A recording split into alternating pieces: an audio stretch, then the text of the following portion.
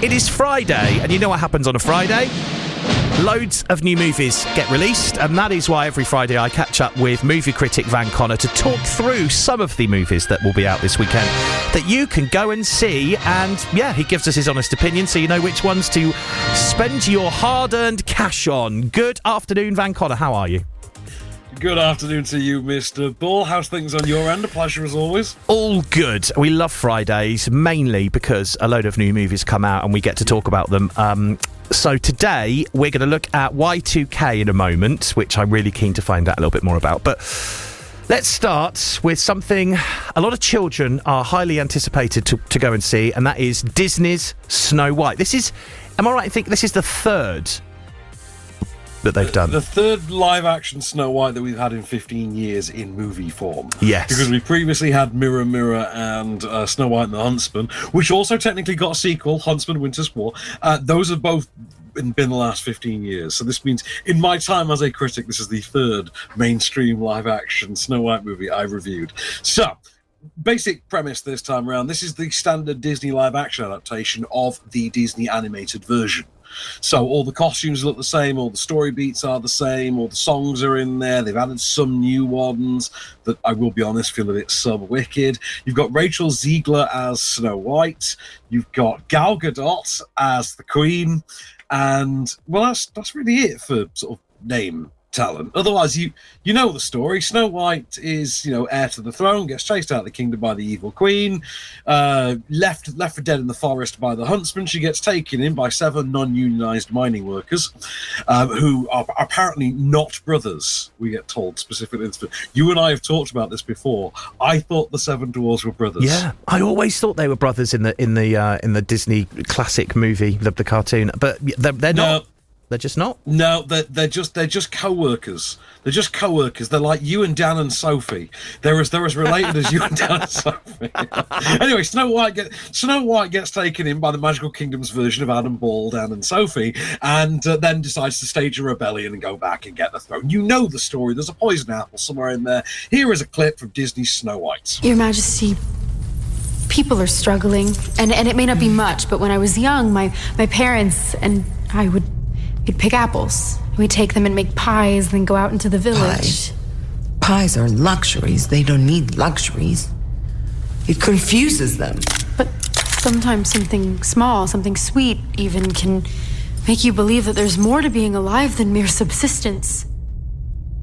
I really don't remember you being this opinionated.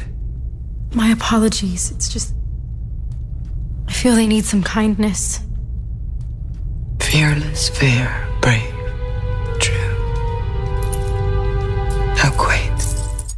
I mean, I'm not necessarily agreeing with this or saying this, but did we need a third Snow White movie, or was it we needed an official Disney one at some point, obviously. Obviously the one that had Julia Roberts as the evil queen, yes, witch person. That was the best one. That was Mirror, Mirror, I think. And this is easily the weakest of those 3 from the last 15 years. It's incredibly boilerplate. It's one of those Disney live-action adaptation efforts that has really added nothing of significance to. They've done nothing. They've not bent this. They've not even particularly fleshed out the concept. This is not like, because I have a good rant that I like to go on about the unnecessary realism they added to Beauty and the Beast, which I can talk about for days. I could write an entire stand-up set about the Disney live-action adaptation of Beauty and the Beast. It's phenomenal. I'm obsessed with it. But this has nowhere near that level of insight or fun. It's just point for point, just the original thing, and now they've just changed the prince to sort of a vague Flynn Rider-like bandit. But other than that, it's incredibly unremarkable. And Gal Gadot is terrible in it. She is a spectacularly bad actress. I feel like it's time we all admit this to ourselves. She's a very beautiful woman. I don't deny. She's a terrible actress. Pamela Anderson was a better actress than Gal Gadot is. And Rachel Ziegler, very, very good musical stage performer, I'm sure, and does well in musical efforts. But outside of the actual musical numbers, she's not particularly great Snow White. She's incredibly generic. Okay, well, if you want to go and see Snow White, you can, because it's out from today. You could go and see it at the Curzon and View Cinemas in Oxford. Cineworld, Whitney and Didcot are showing it. So is the View in Bicester and the Regal Picture House in Henley and the Light in Banbury. So plenty of options if you do want to go and see Disney's Snow White this weekend. Okay, let's move on to our next movie, Y2K. So, obviously, we all remember 1999, New Year's Eve. Everyone was worried that we were going to wake up on 1st of January 2000. We thought the planes were going to fall out We of the did. sky, didn't we? At 12:01. Yeah. We thought... At 12:01 on January 1st, we thought the planes are going to drop out of the sky. Y2K. Yeah, we thought that washing machines were going to break, money was going to be lost out the bank, everything. But it didn't happen, and I'm assuming that that's kind of what this movie is about in some respect. Yes, the premise of Y2K, which is a new movie written and directed by Kyle Mooney, formerly of Saturday Night Live, and the movie Brigsby Bear, which I'm a big fan of.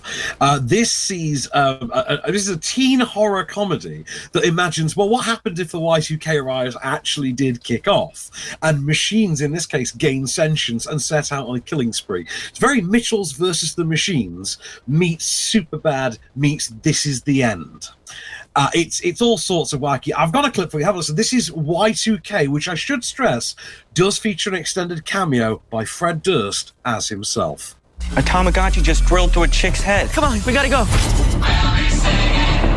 We are experiencing major problems as a result of the Y2K breakdown. Bye-bye, human race. We're talking global computer apocalypse. They made a video on everything. That's crazy. You don't know how this works. Grab a bike, grab a board, grab whatever you can.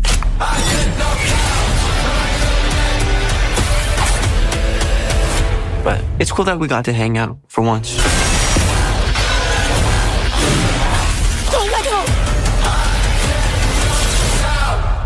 Y2K. All right, so the premise sounds good, but in, honesty, did it pay off?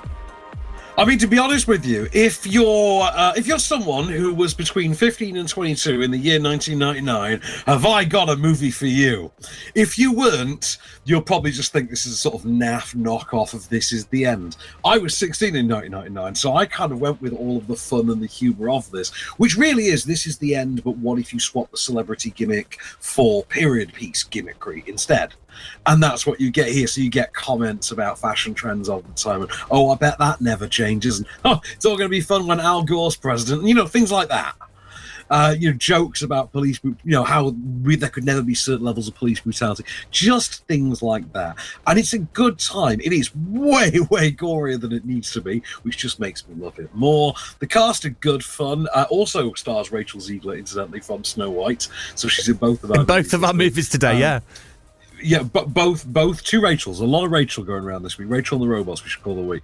But there's also Jaden Martell and Julian Dennison as the male leads in this, who serve in a sort of Superbad-like capacity. So it's good fun, I think. Well, if you want to see it, you can. Y2K is showing at View Cinema in Reading. That's the closest to you here. Anything to highlight for next week that's coming out that we're going to look at, Van? Yeah, my boy's back next week, Mr. Ball. Jason Statham is a working man. That is actually the tagline for the movie. That's on the poster. Jason Statham is a working man. And never has a marketing department told more truth than in that single statement. This time he's a construction worker. I was going to say, he was a beekeeper last time, wasn't he? He was a beekeeper last time. And I can't remember I think, was he the spy the time before that? Who can keep up with the litany of careers? Transporter.